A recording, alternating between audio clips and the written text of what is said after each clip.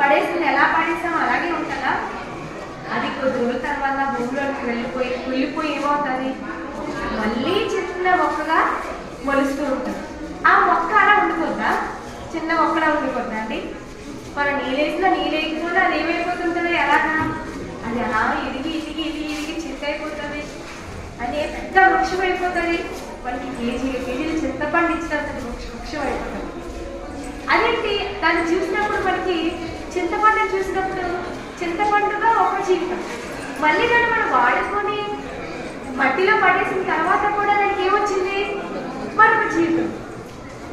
అంటే ఈ లోకంలో మన కళ్ళకు కనిపించేవి దేవుడు ప్రకృతిలో పెట్టిన మనం చూస్తేనే దానికి చింతపండుగా అది మనం వాడుకున్నాము, అలాగే దాన్ని మనం వాడుకొని మట్టిలో పడేసిన తర్వాత కూడా అది కుళ్ళిపోయి ఏమైంది, మళ్ళీ మొక్కగా వచ్చింది.